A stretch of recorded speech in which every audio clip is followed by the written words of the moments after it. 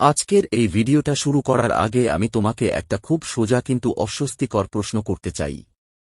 যদি সত্যিই তোমার মনে হয়ে থাকে যে তোমার সম্পর্কটা শুধু তোমার আর তোমার পার্সনের মধ্যে নেই, যদি তুমি অনেকদিন ধরে অনুভব করে থাকো যে তোমাদের মাঝে আরেকটা অদৃশ্য উপস্থিতি আছে, এমন কেউ বা এমন কিছু যা তোমাদের সম্পর্কের উষ্ণতা, বিশ্বাস, সময় আর ভালোবাসাকে ধীরে ধীরে কেড়ে নিচ্ছে, তাহলে আজকের এই রিডিংটা তোমার জন্য কেবল একটি ভিডিও নয়, এটা হতে পারে তোমার বহুদিনের অজানা প্রশ্নের দরজা খোলার চাবি। কারণ আজ আমরা শুধু এটা দেখব না যে তোমার পার্সন আর সেই থার্ড পার্টির মধ্যে ঠিক কি চলছে, আজ আমরা দেখব এমন কিছু যা হয়তো তুমি অনুভব করছিলে কিন্তু প্রমাণ করতে পারছিলে না। আজ আমরা জানব তাদের মধ্যে সম্পর্কটা আদৌ কতটা গভীর, সেটা কি শুধুই সাময়িক আকর্ষণ, নাকি তার ভেতরে এমন কিছু লুকিয়ে আছে যা তোমার সম্পর্কের উপর দীর্ঘদিন ধরে প্রভাব ফেলছে। আজ আমরা খুঁজে বের করব তোমার পার্সন এই মুহূর্তে মানসিকভাবে কোথায় দাঁড়িয়ে আছে, সে কাকে নিয়ে ভাবছে, কার দিকে ঝুঁকছে, কার কাছে নিজের আবেগ লুকিয়ে রাখছে, আর কার কাছ থেকে নিজেকে সরাতে পারছে না। আমি জানি এই ধরনের প্রশ্ন মানুষ তখনই করে যখন ভেতরে ভেতরে অনেকটা ভেঙে পড়ে, যখন বারবার মনে হয় আমি কি কিছু ভুল করছি, সে কেন বদলে গেল, আমাদের মধ্যে সবকিছু ঠিক থাকলেও কেন একটা অদ্ভুত দূরত্ব তৈরি হল, কেন আমি ওর আচরণে অন্য কারো ছায়া দেখতে পাচ্ছি। যদি এই প্রশ্নগুলোর একটাও তোমার হৃদয়ে বহুদিন ধরে ঘুরে বেড়ায়, তাহলে আমি চাই আজ তুমি ভিডিওর শুরু থেকে শেষ পর্যন্ত আমার সঙ্গে থাকো। কারণ আজকের রিডিংয়ের এনার্জি খুব সাধারণ নয়। এখানে এমন অনেক কিছু উঠে আসতে পারে যা হয়তো তোমাকে অবাক করবে, হয়তো কিছুটা কষ্ট দেবে, কিন্তু একই সঙ্গে তোমাকে সত্যের অনেক কাছেও নিয়ে যাবে। আর কখনো কখনো সত্যিটা জানা কষ্টের হলেও সেটাই আমাদের মুক্তির প্রথম ধাপ হয়। আজকের রিডিংটা টাইমলেস, মানে তুমি যখনই এই ভিডিওর সামনে আসো না কেন, যদি এই কথাগুলো তোমার হৃদয়ে লাগে, যদি মনে হয় এটা যেন আমার জন্যই বলা হচ্ছে, তাহলে বুঝবে এনার্জি তোমাকে ডেকেই এখানে এনেছে। আর একটা কথা খুব মন দিয়ে শুনে রাখো, আজকের রিডিং নিয়ে আমি শুধু তোমার পার্সন আর থার্ড পার্টির সম্পর্কের বাইরের ছবি দেখব না, আমি দেখতে চাই ভেতরে সেই স্তরগুলো যেগুলো সাধারণ চোখে ধরা পড়ে না। তাদের মধ্যে কি সত্যিই ভালোবাসা আছে, নাকি কেবল অভ্যাস? সেখানে কি কমিটমেন্ট আছে, নাকি শুধু সুবিধা? সেখানে কি আবেগ আছে, নাকি শুধুই মুহূর্তের মোহ? আর সবচেয়ে বড় কথা, তোমার পার্সনের হৃদয়ের গভীরে আসলে কার জন্য জায়গা এখনও বেঁচে আছে? তোমার জন্য, নাকি সেই তৃতীয় ব্যক্তির জন্য? আজকের কার্ডগুলো যদি খুলে বলে যে তোমার সন্দেহ সত্যি ছিল, তাহলে তুমি অন্তত নিজের ইনটুইশনকে আর ছোট করে দেখবে না। আর যদি কার্ডগুলো দেখায় যে ছবিটা তুমি যেমন ভেবেছিলে ঠিক তেমন নয়, তাহলেও তুমি একটা পরিষ্কার উত্তর পাবে, আর এই উত্তরটাই হয়তো তোমার পরের সিদ্ধান্তকে অনেক সহজ করে দেবে। তাই যদি তুমি সত্যিটা জানার জন্য প্রস্তুত থাকো, যদি তুমি নিজেকে আর অন্ধকারে রাখতে না চাও, যদি তুমি জানতে চাও তোমার পার্সনের বর্তমান এনার্জি আসলে কোথায় জড়িয়ে আছে, তাহলে ভিডিওটা একদম শেষ পর্যন্ত দেখো। কারণ শুরুতে যা দেখাবে, শেষ পর্যন্ত গিয়ে তার মানে পুরো বদলে যেতে পারে। অনেক সময় সম্পর্কের আসল গল্পটা প্রথম কার্ডে নয়, শেষের এনার্জিতেই লুকিয়ে থাকে। আর আজ আমার খুব জোরালোভাবে মনে হচ্ছে এই রিডিং যে এমন কিছু বেরিয়ে আসবে যা তোমাকে শুধু তোমার পার্সনকে নয়, নিজেকেও নতুন করে বুঝতে সাহায্য করবে। তো চলো আরেক মুহূর্ত দেরি না করে আমরা সরাসরি ঢুকে পড়ি আজকের রিডিংয়ে। দেখি তোমার পার্সন আর সেই থার্ড পার্টির মধ্যে এই মুহূর্তে ঠিক কি চলছে, তাদের সম্পর্কের ভিত কতটা গভীর, আর এই পুরো পরিস্থিতির মধ্যে তোমার জন্য ইউনিভার্স আসলে কি সত্য সামনে আনতে চাইছে। চলো এবার ধীরে ধীরে এই পুরো পরিস্থিতিটা খুলে দেখা যাক। শুরুতেই যে এনার্জিটা সামনে এলো, সেটা একেবারেই হালকা কিছু নয়। প্রথমেই উঠে আসছে ভালোবাসা, আর তার সঙ্গেই উঠে আসছে বন্ধুত্বপূর্ণ সম্পর্কের ইঙ্গিত। অর্থাৎ যাকে নিয়ে তুমি আজ এই রিডিংটা দেখতে বসেছ, তোমার সেই পার্সন এবং যে থার্ড পার্টি রয়েছে, তাদের মধ্যে সম্পর্কটা একেবারেই সাধারণ নয়। এখানে শুধু হালকা কথা বলা, সামান্য যোগাযোগ বা বাইরের কোনো কানেকশন নেই। এখানে আমি স্পষ্টভাবে দেখতে পাচ্ছি দুজনের মধ্যে এক ধরনের ভালোবাসাপূর্ণ টান আছে, একে অপরের প্রতি আকর্ষণ আছে, এবং সেই সম্পর্কের ভিতটা অনেকটাই বন্ধুত্ব, সঙ্গ দেওয়া, পাশে থাকা আর মানসিকভাবে একে অপরকে ধরে রাখার উপর তৈরি হয়েছে। মানে এদের মধ্যে এমন একটা কানেকশন তৈরি হয়েছিল যেখানে শুধু ভালো লাগা নয়, বরং একে অপরের জীবনে জায়গা করে নেওয়ার একটা প্রবল ইচ্ছেও ছিল। বিশেষ করে থার্ড পার্টির দিক থেকে তোমার পার্সনের প্রতি আকর্ষণটা বেশ তীব্র ছিল। শুধু মানসিকভাবে নয়, শারীরিক দিক থেকেও সে তোমার পার্সনের প্রতি খুব টান অনুভব করত। আর তোমার পার্সনের দিক থেকেও এই সম্পর্কটাকে আমি একেবারে একতরফা বলবো না, কারণ সেখানেও একটা নরম জায়গা ছিল, একটা সখ্যতা ছিল, এমন একটা বন্ধন ছিল যেখানে তারা দুজনেই একে অপরকে বুঝত, সময় দিত, প্রয়োজনে পাশে থাকত। তাই শুরুতে যে এনার্জিটা উঠছে সেটা বলছে, হ্যাঁ, এই সম্পর্ক একসময় সত্যিই খুব কাছের, খুব উষ্ণ, খুব জড়ানো ছিল। কিন্তু এখানেই একটা গুরুত্বপূর্ণ বিষয় উঠে আসছে, আর সেটা হলো তুলনা। আমি খুব স্পষ্টভাবে অনুভব করছি, তোমার পার্সন যখন তোমার সঙ্গে সম্পর্কে ছিল, তখন তার জীবনে এই থার্ড পার্টির প্রবেশ ঘটে এবং সেই সময় থেকেই সে কোথাও না কোথাও তোমার সঙ্গে এই থার্ড পার্টির তুলনা করতে শুরু করে।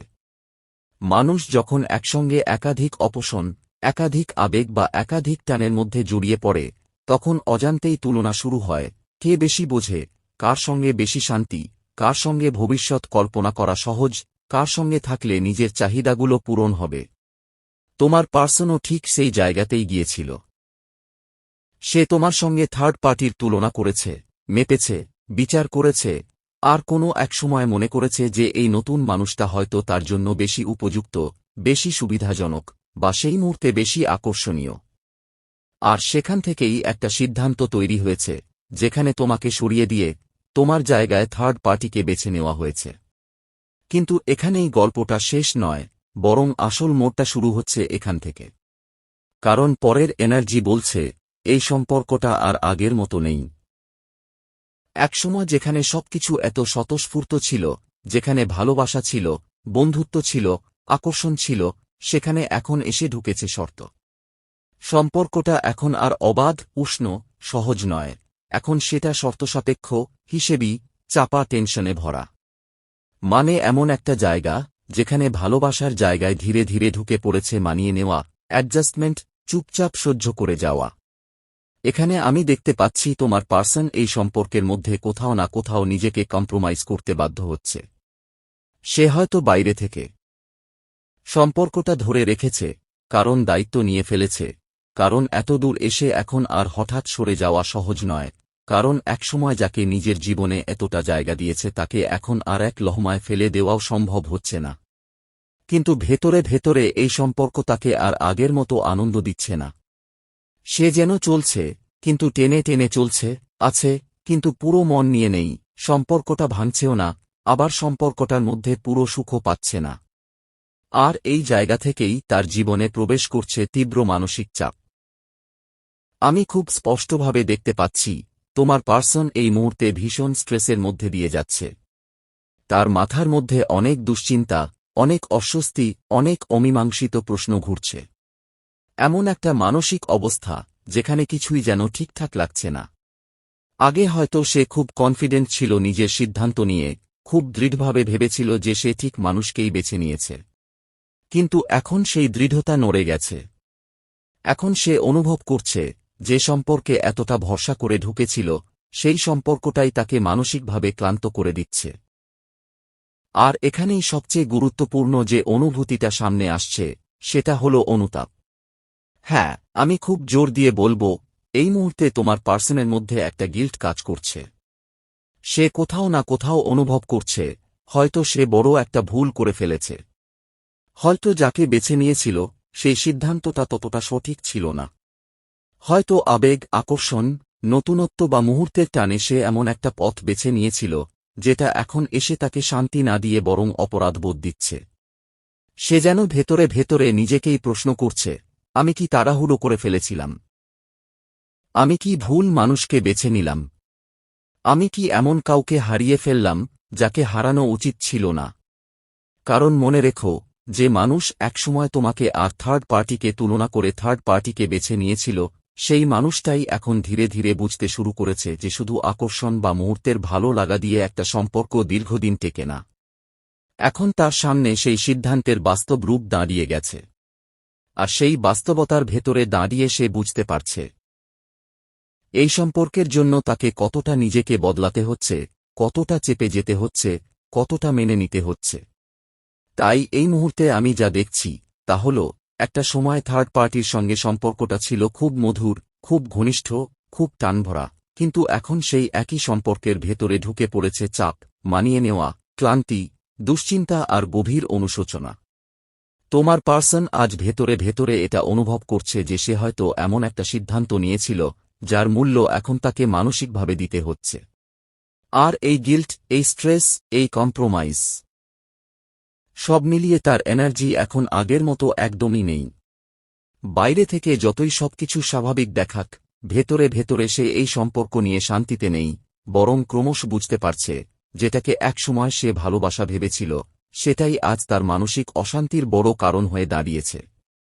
আজকের এই রিডিংটা যেন একটা ধীরে ধীরে খোলা রহস্যের দরজা। শুরুতেই যে এনার্জি সামনে এসেছে সেখানে খুব স্পষ্ট বোঝা যাচ্ছে তোমার পার্সন এবং এই থার্ড পার্টির মধ্যে একসময় সত্যিই একটা গভীর টান ছিল। সম্পর্কটা শুধু পরিচিতির ছিল না, শুধু সাধারণ কথাবার্তার ছিল না, বরং সেখানে ছিল টান, আকর্ষণ, একে অপরের প্রতি ঝুঁকে পড়া, একসঙ্গে থাকার একটা মানসিক অভ্যাস, আর এমন এক বন্ধুত্বপূর্ণ ঘনিষ্ঠতা যা ধীরে ধীরে ভালোবাসার রূপ নিয়েছিল। মনে হচ্ছে তোমার পার্সন এই মানুষটার সঙ্গে এমন একটা জায়গায় পৌঁছে গিয়েছিল যেখানে সে তোমার সঙ্গে থার্ড পার্টির তুলনা করতে শুরু করেছিল। কার মধ্যে কি বেশি, কে তাকে বেশি বুঝতে পারে, কে তার জীবনে বেশি মানায়, এই বিচার চলেছিল নীরবে, আর সেই বিচারেই একসময় তোমার পার্সন থার্ড পার্টির দিকে ঝুঁকে পড়েছিল। যেন সে ভেবেছিল এই নতুন মানুষটাই হয়তো তার জন্য বেশি সঠিক, বেশি আরামদায়ক, বেশি আকর্ষণীয়। কিন্তু গল্পটা সেখানেই শেষ হয়নি। কারণ যে সম্পর্ক একসময় এত উষ্ণ, এত প্রাণবন্ত, এত বন্ধুত্ব আর আকর্ষণে ভরা ছিল, সেই সম্পর্কের ভেতরেই ধীরে ধীরে জমতে শুরু করেছে অদৃশ্য চাপ। প্রথমে যা ছিল ভালোবাসা, এখন সেখানে শর্ত এসে বসেছে। প্রথমে যা ছিল স্বতঃস্ফূর্ত, এখন তা হয়ে গেছে হিসেবি। প্রথমে যা ছিল আনন্দে ভরা, এখন সেখানে মানিয়ে নেওয়া, চেপে রাখা, সহ্য করা, এই শব্দগুলো বেশি মানিয়ে যাচ্ছে। তোমার পার্সন এখন এই সম্পর্কে এমন এক অবস্থায় দাঁড়িয়ে আছে যেখানে সে আর আগের মতো স্বস্তি পাচ্ছে না। সে যেন নিজের মনকে বোঝাচ্ছে, চলো, যেহেতু এত দূর এসে গেছি, এবার আর পেছনে ফেরার উপায় নেই, যা হচ্ছে তা মেনেই চলি। আর এখান থেকেই শুরু হচ্ছে তার ভেতরের স্ট্রেস। বাইরে থেকে হয়তো সবকিছু খুব স্বাভাবিক দেখায়, কিন্তু ভেতরে ভেতরে এই মানুষটা ভীষণ চাপের মধ্যে দিয়ে যাচ্ছে। এমন চাপ যেখানে মাথা সবসময় ভারী লাগে, মন সবসময় অস্থির থাকে, আর কোনো সিদ্ধান্তই ঠিক মনে হয় না। সে ভাবছে সে কি ভুল করেছে, সে কি ভুল মানুষকে বেছে নিয়েছে।